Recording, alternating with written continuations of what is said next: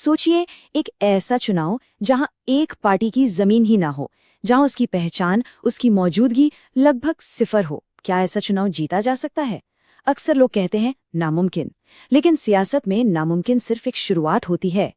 आज हम एक ऐसी ही असली चुनौती की गहराई में उतरेंगे।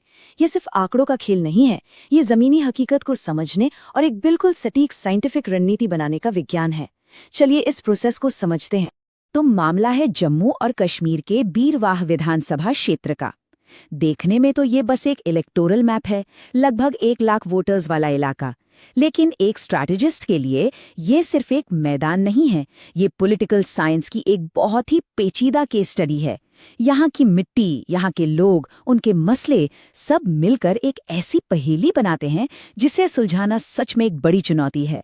और चुनौती कितनी बड़ी है, इसका अंदाजा इस एक आंकड़े से लगाइए, सिर्फ 1.65%। साल 2014 के चुनाव में एक बड़ी नेशनल पार्टी को यहाँ इतने ही वोट मिले थे। देखिए, ये सिर्फ एक नंबर नहीं है, ये एक जमीन आसमान का फासला है, एक ऐसी खाई जिसे भरने के बारे में सोचना भी मुश्किल लगता है। यहीं से शुरुआत करनी थी, बिल्कुल जीरो के पास से।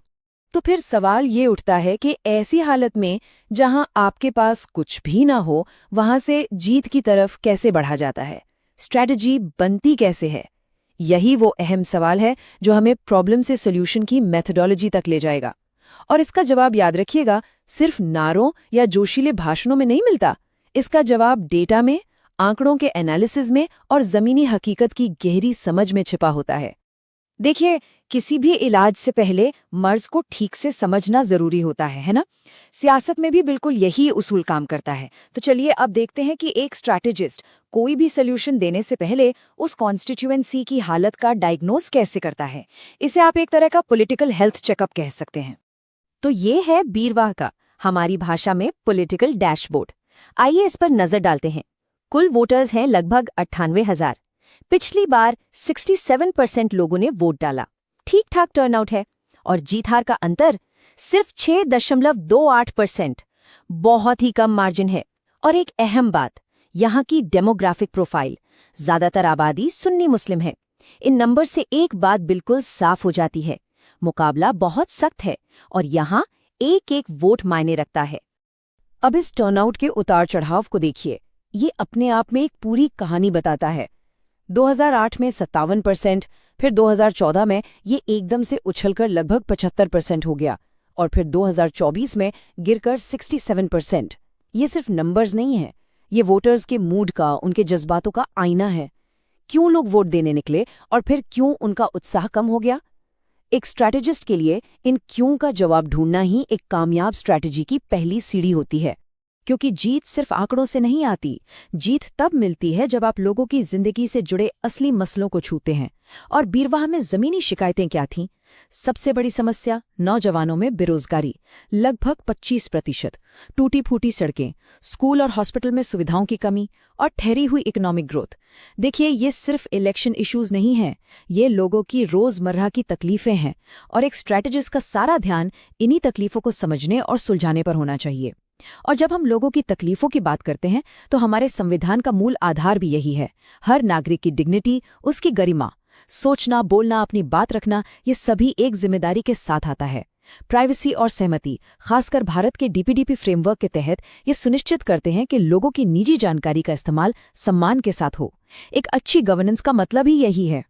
तो जब डायग्नोसिस पूरा हो गया, मर्ज समझ आ गया, तब बारी आती है इलाज के प्लान की, जिसे हम कहते हैं एक ब्लूप्रिंट। बिल्कुल वैसे जैसे एक आर्किटेक्ट इमारत बनाने से पहले एक नक्शा तैयार करता है, वैसे ही एक स्ट्रैटेजिस्ट इन सभी डेटा और इनसाइट से जीत का एक मुकम्मल ब्लूप्रिंट बनाता है। ये डेटा को एक्शन में बदलने का प्रोसेस है।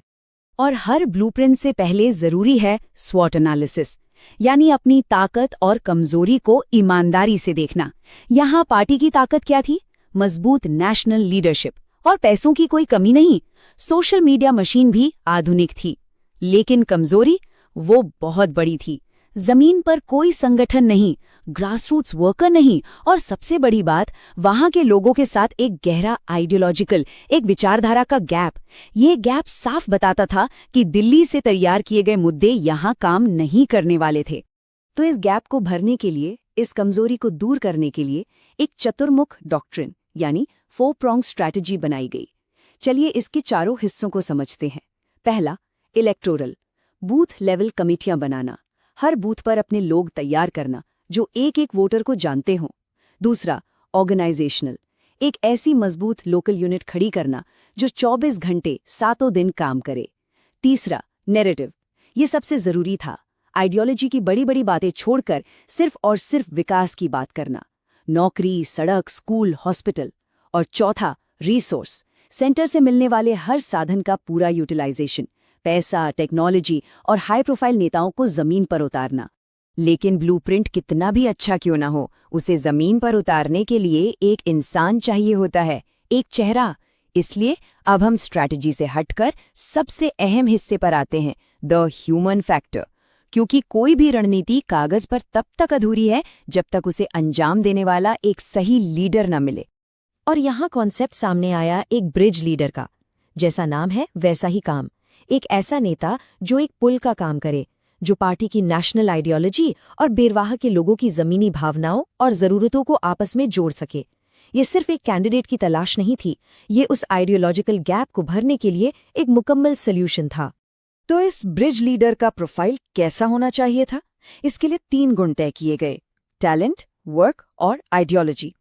टैलेंट का मतलब एक ऐसा स्थानीय चेहरा जिसकी लोग इज्जत करते हों, जो अपनी बात साफ साफ रख सकता हो। वर्क यानी जनता के बीच काम करने का एक भरोसेमंद ट्रैक रिकॉर्ड हो, लोग उसके काम को जानते हों। और आइडियोलॉजी यानी वो विकास की बात करे, पार्टी के साथ उसकी अलाइनमेंट हो, लेकिन वो स्थानीय माहौल के प्रति, वहां के सेंटिमेंट्स के प्रति सेंसिटिव हो। इन तीनों का संतुलन ही आदर्श उम्मीदवार था। तो आखिर में ये पूरी केस स्टडी हमें आज की राजनीति के बारे में क्या सिखाती है? ये सिर्फ एक चुनाव जीतने की कहानी नहीं है, ये इस बात का सबूत है कि सियासत अब कितनी बदल चुकी है। ये दिखाती है कि अब नतीजे यानी आउटकम्स कैसे तैयार किए जाते हैं। इस पूरे प्रोसेस में टेक्नोलॉजी और डेटा का इस्तेमाल जरूरी है, लेकिन इसके साथ ही हर नागरिक के निजी डेटा की सुरक्षा और उनकी सहमति का सम्मान करना भी उतना ही जरूरी है। भारत का DPDP फ्रेमवर्क इसी जिम्मेदारी को रेखांकित करता है, क्योंकि एक जीवंत लोकतंत्र में वोटर सिर्फ एक डेटा पॉइंट नहीं बल्कि एक जिम्मेदार नागरिक होता है जिसकी गरिमा सबसे ऊपर है। और यही इस पूरे विश्लेषण का सबसे बड़ा सच है, इसका निचोड़ है कि आज के दौर में चुनाव सिर्फ लड़े नहीं जाते, उन्हें इंजीनियर किया जाता है। ये एक विज्ञान है, एक बेहद सटीक डेटा ड्रिवन प्रोसेस, जहां जमीनी मुद्दे समझने से लेकर उम्मीदवार चुनने तक हर कदम एक सोची समझी रणनीति का हिस्सा होता है। और यहाँ से एक बहुत गहरा सवाल पैदा होता है जिस पर हम सबको सोचना चाहिए। क्या ये प्रिसिजन पॉलिटिक्स, ये सटीक रणनीति वोटर्स को सच में एम्पावर करती है, उनकी ज़रूरतों को पूरा करके उन्हें मजबूत बनाती है, या फिर ये सिर्फ उन्हें बेहतर ढंग से मैनेज करने का एक तरीका बनकर रह जाती है? इस सवाल का जवाब हमारे लोकतंत्र के भविष्य के लिए बहुत मायने रखता है। अगर आप एक जन केंद्रित नेता बनना चाहते हैं और अपने निर्वाचन क्षेत्र को आगे ले जाना चाहते हैं, तो blueprintstrategies.ai से mgr@blueprintstrategies.ai पर संपर्क करें या 08042041602 पर कॉल करें। Purpose beyond politics.